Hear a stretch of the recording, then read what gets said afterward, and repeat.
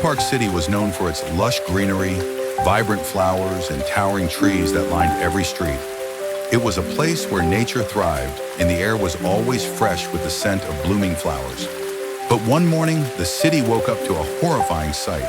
Every tree, every flower, and every blade of grass had withered and died overnight. The once vibrant park was now a desolate wasteland, and the streets were lined with skeletal remains of what used to be thriving plants. Simon, a curious and adventurous teenager, was the first to notice the strange phenomenon. He had always been fascinated by nature and spent most of his free time exploring the park. That morning, as he walked through the park with his best friend Tom, they were both shocked by the sight of the withered plants. "This is impossible," Simon muttered, touching the brittle bark of a tree that had stood tall just the day before. "How could this happen overnight?" Tom, who was more skeptical and logical, frowned. "Maybe it's some kind of disease? Or maybe the rain last night had something to do with it." Simon's eyes widened. "The rain! You're right. It was raining all night, but it didn't feel like normal rain. It was different." Determined to find out what had caused the sudden death of the plants, Simon and Tom decided to investigate. They started by collecting samples of the soil and the withered plants. They also took a sample of the rainwater that had collected in a puddle near the park. As they examined the samples, they noticed something strange. The water had a faint, metallic smell, and the soil was unusually dry, despite the heavy rain. Simon suggested they take the samples to his uncle, Dr. Henry, who was a scientist at the local university. Dr. Henry was equally puzzled by the samples. "This is unlike anything I've ever seen," he said, examining the water under a microscope. "The water is contaminated with some kind of foreign substance. It's not natural." Simon and Tom exchanged worried glances. If the rain was contaminated, then it wasn't just the plants that were in danger. The entire city could be at risk. As they delved deeper into their investigation, Simon and Tom stumbled upon a series of strange occurrences that seemed to be connected to the rain. There were reports of strange lights in the sky the night before the rain, and several people claimed to have seen unidentified flying objects, UFOs, hovering over the city. Simon's curiosity was piqued. What if the rain wasn't natural? What if it was artificial? Tom raised an eyebrow. Artificial rain? You mean like someone made it rain? Simon nodded. Exactly. And what if it wasn't just someone, but something alien? Tom laughed nervously. Aliens? Come on, Simon, that's crazy. But Simon was serious. Think about it, Tom.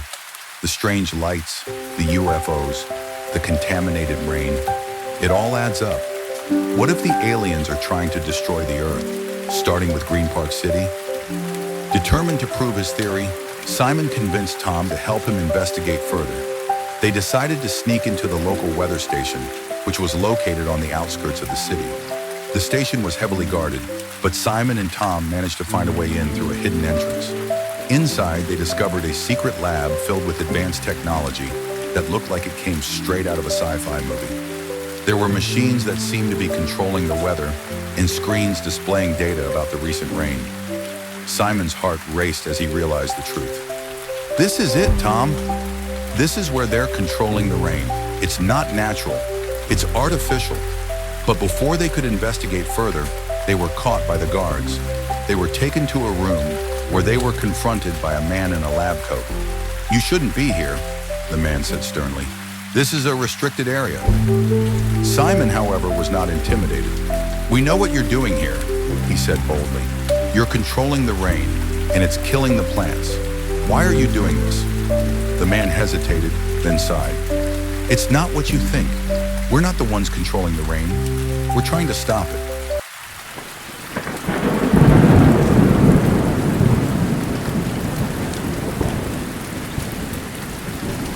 The man introduced himself as Dr. Evans, a scientist who had been working on a secret government project to study extraterrestrial life. He explained that the recent rain was not natural. It was the result of an alien experiment. "The aliens are testing a new weapon," Dr. Evans explained. "They're using the rain to spread a chemical that kills plant life. If they succeed, they could wipe out all vegetation on Earth making it uninhabitable for humans. Simon and Tom were shocked. "But why would they do that?" Tom asked. Dr. Evans shook his head. "We don't know for sure, but we believe they're planning to colonize Earth. By destroying the plants, they can eliminate our food source and force us to leave the planet." Simon's mind raced. "We have to stop them, but how?" Dr. Evans looked grim. "It won't be easy. The aliens are highly advanced, and they've already infiltrated our weather control systems. But there might be a way to reverse the effects of the rain and save the plants." Simon, Tom, and Dr. Evans worked together to develop a plan. They needed to create an antidote that could neutralize the alien chemical and restore the plants to life. But time was running out. The aliens were planning another rainstorm, and if they succeeded, it would be too late. Using the equipment in the secret lab, they worked tirelessly to create the antidote. It was a race against time, and the stakes were high.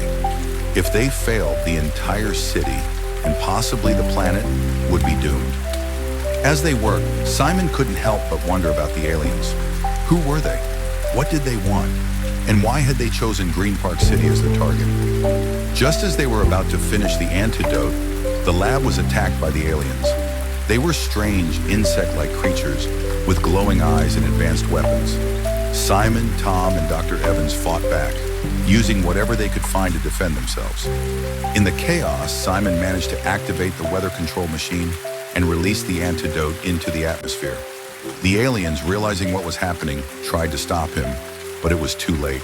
The antidote spread through the air, neutralizing the alien chemical and saving the plants. The aliens, defeated, retreated back to their ship and disappeared into the sky. The city was saved, but the experience left Simon and Tom with a newfound respect for the dangers of the unknown.